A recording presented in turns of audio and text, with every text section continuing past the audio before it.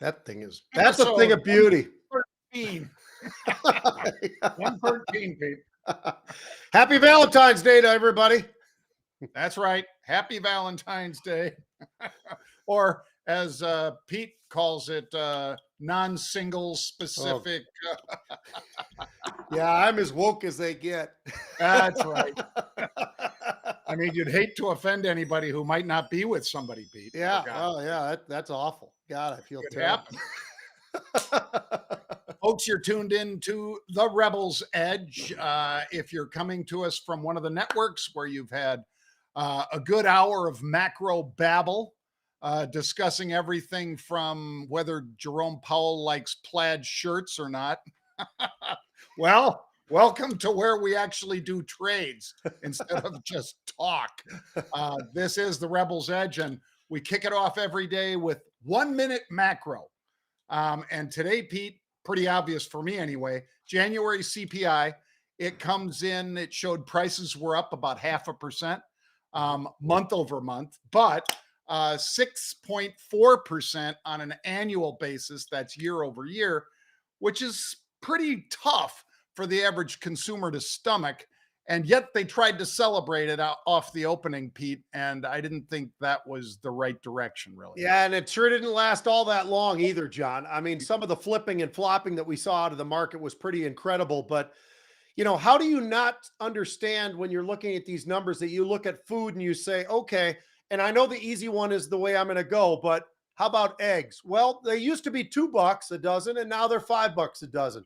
That's a bit of an issue. If you're lucky.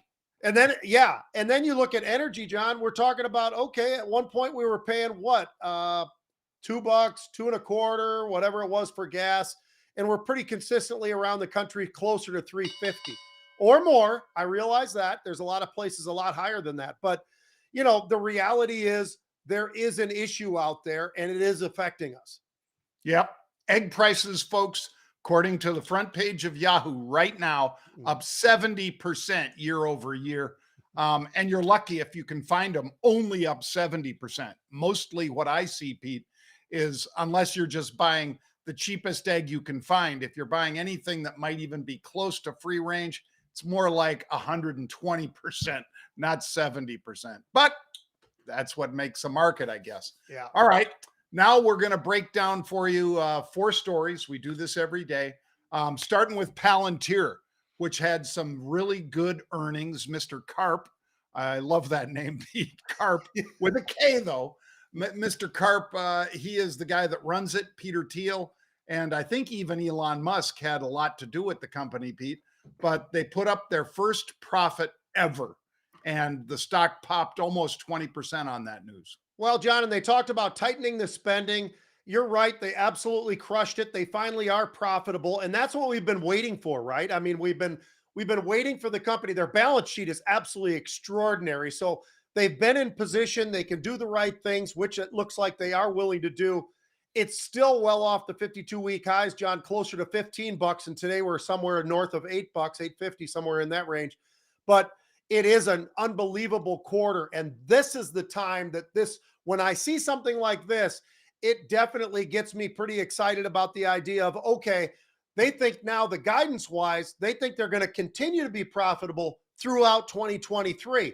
That's a great sign. I think that shows you a lot about what they're doing in the C-suite, how they're navigating things. They're doing everything right. And now is the time, I think, to really take a long, strong look at this name.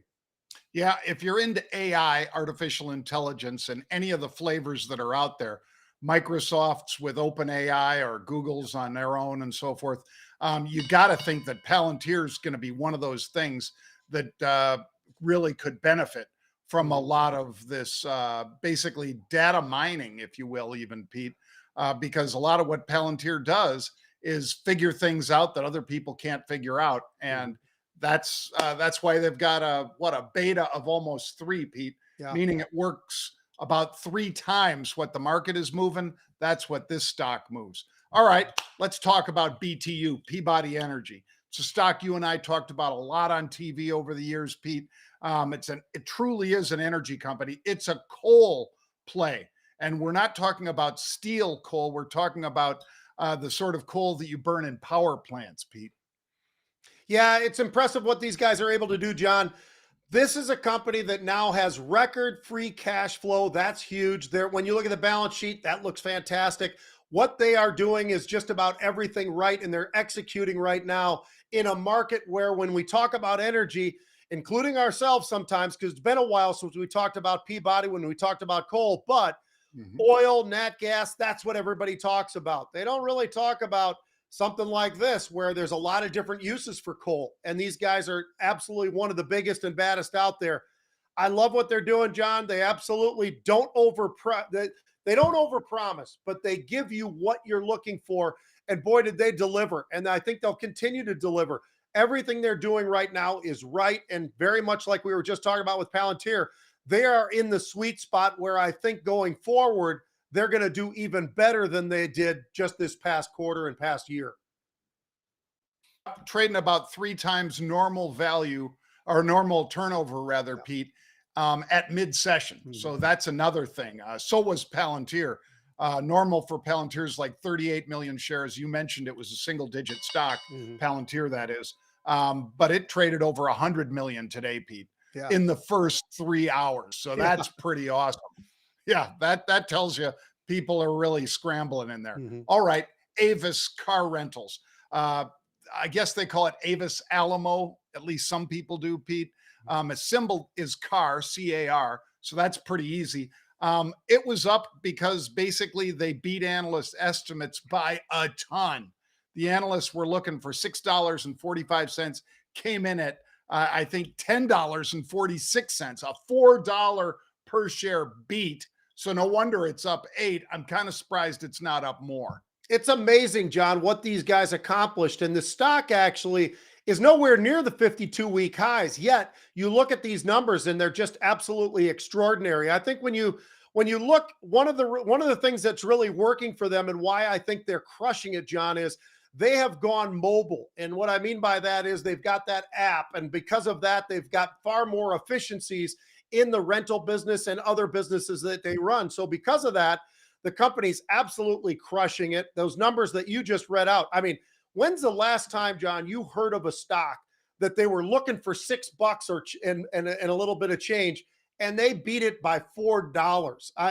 That's just extraordinary. That's an amazing number. I like what we're seeing out of the company. I don't think it's done. As a matter of fact, looking at it right now, based upon what we're hearing and what they're doing, I think it might be too cheap, and it's far from its 52-week high. So it's definitely one where I'd look at it and say, you know what? The opportunity is to the upside.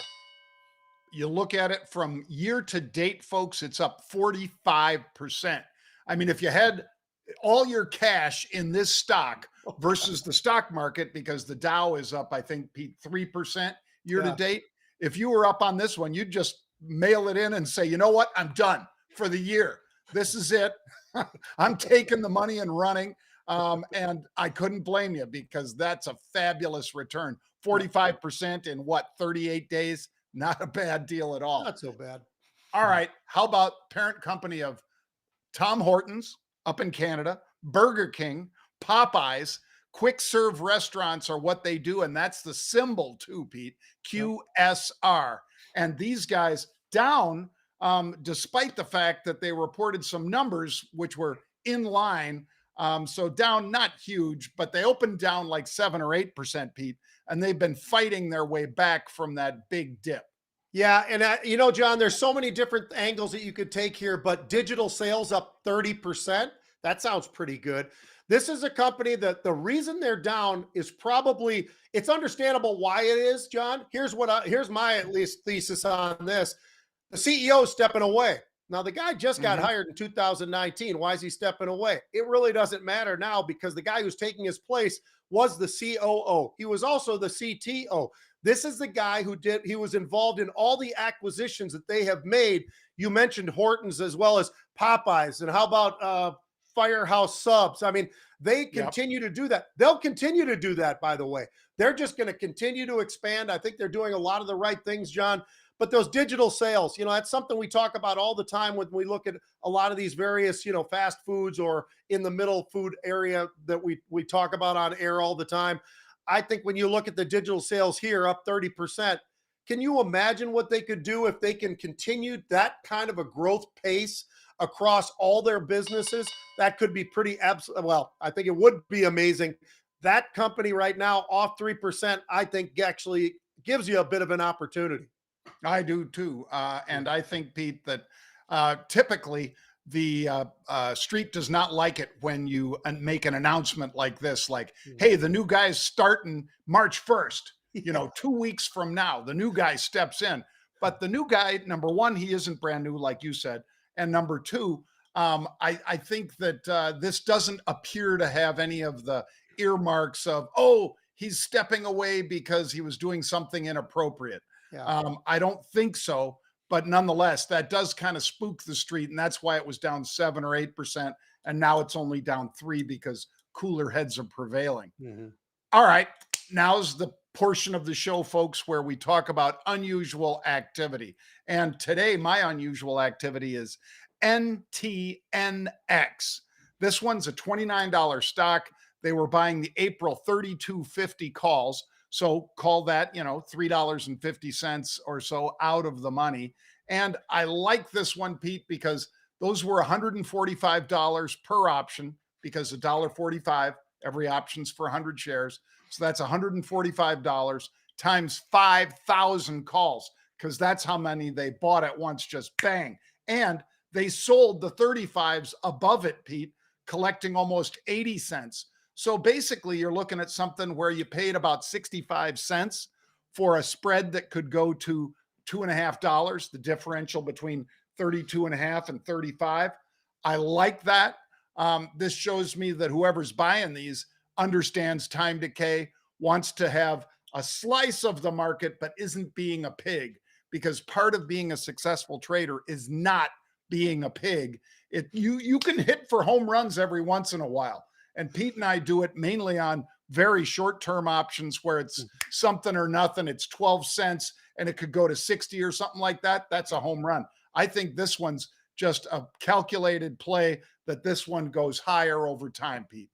Well, this one, John, is one that is 12 cents and could easily be well more than 12 cents under the right circumstances. I'm not promising anything. I have no idea. But I will tell you this, somebody in NIO, now this is a competitor, obviously, in the EV space, their deliveries in January, not as great as people expected. That was something that was pressuring the stock. I will say this, with Tesla today running up towards 204 before pulling back with the markets to some degree, this stock was starting to run as well. And part of that run also was the buying of these calls. They bought over 10,000 of the calls, John, that expire Friday, 10,500 of them for 12 cents up to about 20 cents. They started buying the stock when the stock was still underneath 10 and all the way up till it got to, like I say, around 1020, somewhere like that. So what I like about this one is it's inexpensive. It gives you an opportunity to be there. And Yep. if this stock can make any kind of a move over the next couple of days, these things could either double or triple or whatever if we get a nice move to the upside, like we've seen out of Tesla here and there. And as a matter of fact, today, Tesla off that pullback started to move back higher. Same thing is going on right now with NIO. So I'm keeping an eye on this EV space. And these guys are on the power side, very much like Tesla as well. So the Chinese are no dummies. They figured out how to do a lot of things. They're ripping off everything that Elon Musk is doing, and he can't do anything about it other than the fact that he is the leader and continues to be the leader. But I like what we're seeing here in NIO as well, John. Yeah, I bought the 10 calls, Pete, instead of the 10 and a halves, Uh-huh. just because, you hear it all the time from me, folks. I like buying the at the money, not the out of the money. Now, some people might say, well, it was $10.20. You're buying the 1050s. That's the at the money. Yeah, it is. But I didn't mind spending a little bit more, 30 cents Yeah. versus, like Pete says, 12 cents for his. I didn't mind doing that, but I like the trade, Pete, and I like our odds between now and Friday of seeing a pop in that EV space, even though, Tesla kind of rules. All right. We didn't have you for sports yesterday, Pete. So Mark and I talked about Rihanna, Oh, talked God. about talked about my bet that didn't pay off because Uh, freaking Mahomes ran the damn ball. And, that's why he's the MVP, though, because he can do stuff like that even when he's limping, Pete. but I do want a little of what he took in his ankle or that high ankle sprain. I want a little of that for me before my workout tomorrow. Well, I don't know if you should do that or not, but I will tell you, Mahomes actually recovered pretty good, didn't he? Oh, yes. He's got an And I feel amazing bad that he hurt recovery. the bet, but I like the bet still. I just, you and I were talking beforehand, and the guy's a guy who absolutely, if he has the opportunity, he's not a runner. He is not Jalen Hurts. He's a scrambler who will run. There's a huge difference there. And you know what? The opportunity was there, the middle of the field, no one was there. The guy just took off like a shot. It was unbelievable. But so sorry about that one on the bet. Here's what I've got for you, John. What team that made the playoffs this year do you and I think could be a team that might not make the playoffs next year? As a matter of fact, their 13-4 season could very easily be a 4-13 season. I'm going to give you this one, John, and you could either agree or disagree with it. The Minnesota Vikings. I like the Vikings. I like what Kirk Cousins and the offense has done. Here's the issue in the NFL that makes it such an interesting league. The salary cap that they've got right now and the money they pay Kirk Cousins, they don't have the money for all these old guys. And that's the other issue. This is a team that is filled with 30-plus-year-old players. In any other line of work, wouldn't really matter, right? In football, you start getting 31, 32, 34, 36, you're a DB or you're a linebacker or a lineman. That's a problem. I mean, some guys can do it. Tom Brady's doing it in an amazing way, but he's a quarterback. So when you look at these safeties that the Vikings have, they've got a lot of money tied up in them. What are they going to do? Cornerbacks, they got a lot of money. They're tied up in old guys. What are they going to do? Linebackers that can't run anymore, that used to run, they're still small. They just can't run. That's a problem. So I look at the team, John, and I think to myself, you know what? This could end up being a very ugly rebuild because as bad as they were on defense this past year, they might be even worse next year. And if Kirk, unfortunately, doesn't have enough tools around him, they got to pay JJ, by the way. Justin Jefferson, only the best receiver in all of football. That guy needs to be paid, has to be paid, will be paid. Where's the rest of the money going to go? I think the Vikings are in trouble. Yeah. Well, I'll tell you one, Pete, that even though you're right, a lot of those things, if they came to pass, as in, maybe you have to deal a couple of the safeties or whatever, and those linebackers, the Vikings got to have a great draft to even have a chance at getting back to the playoffs. But I don't think they're in as bad a shape, Pete, as Tampa Bay, because don't forget, they did make it to the playoffs and just got trounced and rolled. And that was with Tom Brady there. Now, they don't have a great defense. They do not have a great offense. As you saw, they're not, except for 13 Evans, Pete, they're not stacked on receivers either. No. So, I mean, I think these guys are just done. Put a fork in them. I think this is going to be not just a rebuilding year, might be a couple years over there. So I would say both those teams that you talked about, the Vikings, I'm going to say Tampa without Brady and knowing what else they have or don't have, I'm going to say it's Tampa that is the worst of the 8 playoff teams. I don't disagree with you, John. I think that's a great call. They're old too. They had injuries all year long. They had their issues. They didn't have all the elite that the Vikings had as far as, all the players that people could focus on and everything else. But I think you're exactly right. I think that's a great call. All right. So what 2 teams that didn't make the playoffs have the best opportunity going into the draft, free agency, and everything else, but they had a lot of pieces this year? I'm going to give you 2, and you may or may not agree with these or disagree. It's fine. And I love that you came up with Tampa because that actually was my next one that I had on my list as well. I'm going to give you the Detroit Lions. Detroit Lions were 9-8. Now, a lot of people don't really realize that team actually came on. Defense is absolutely horrific. Offense, Jared Goff, pretty damn good as it turned out. And they started throwing the ball. They started running the ball. They got rid of the tight end of the Vikings. They thought it was all over. Nope. They continued on. Their tight end stepped up. Everybody stepped up. But defensively, they got nothing. except for Hutchinson, who they took last year very high. Well, John, they got 2 first-round picks this year that I think if they go defense and they do the right things and they shift around just enough on the defensive side of the ball, they could really step up with an offense that I think all the pieces might already be there. So it's just about defense right now for that team. I'd also give you on the AFC side, the New England Patriots.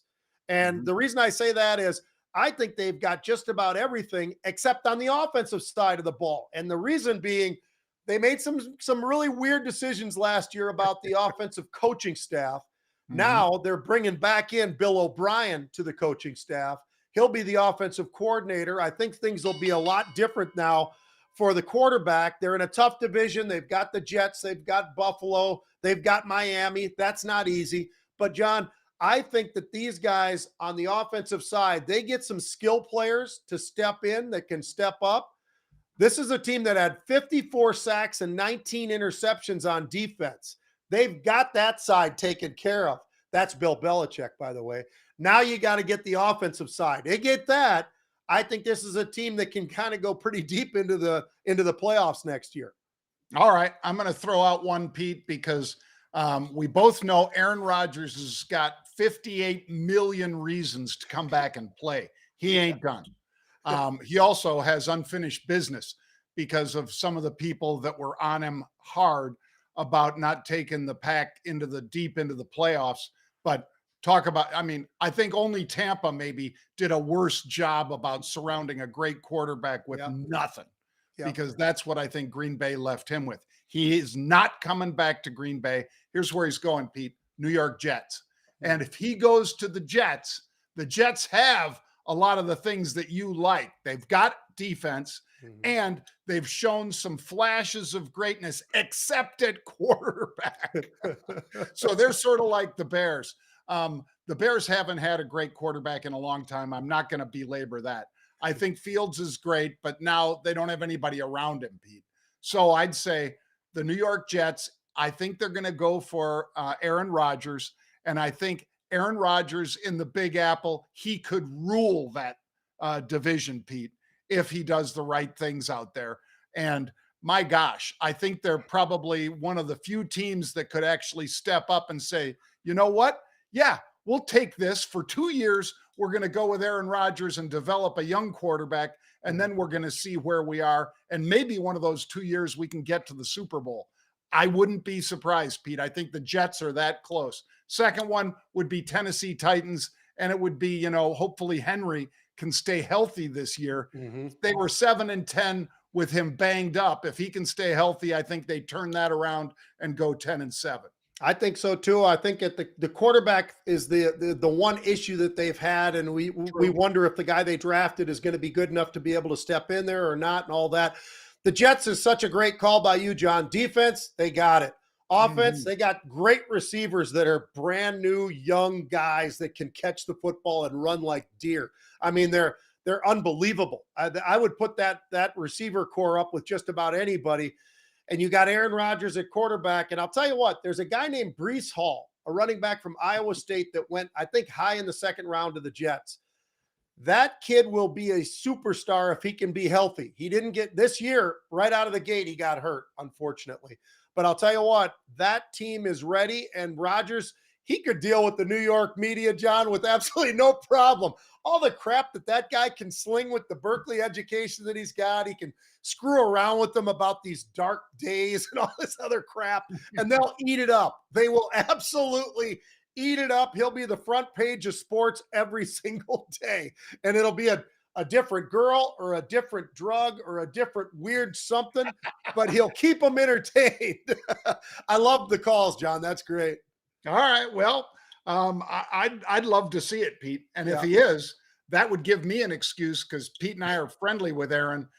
We would love to go out there and hang around and see exactly him tear up that division, Pete. And it's a tough division. I know that. But nonetheless, I think he's up to the task.